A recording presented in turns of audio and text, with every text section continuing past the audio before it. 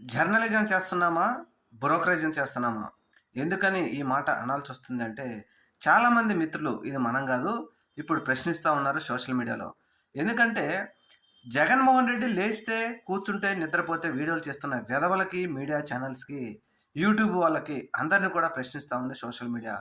ఎందుకంటే, కొద్ది రోజుల క్రితం విజయవాడలో 14 సంవత్సరాల పాపని 8 మంది 4 నెలల పాటు అత్యాచారం చేస్తే, ఒక్కడన్నా దీని మీద వీడియోలు చేశాడా? ఒక్కడన్నా దీని మీద డిబేట్ పెట్టాడా?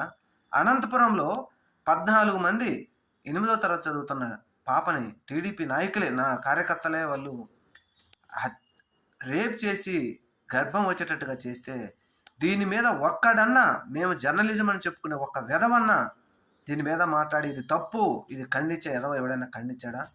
ఇలా అనేక హత్యలు, అత్యాచారాలు రాష్ట్రంలో జరుగుతా ఉంటే, దీని మీద మాట్లాడటానికి రాని మీరు, జగన్‌మోహన్ రెడ్డి అంటే మాత్రం ఒంటి కాలు మీద వస్తున్నారు. మీరు జర్నలిస్ట్‌లా? బ్రోకర్‌లా? అని ఇప్పుడు పెద్ద ఎత్తున సోషల్ మీడియాలో అడుగుతా ఉన్నారు.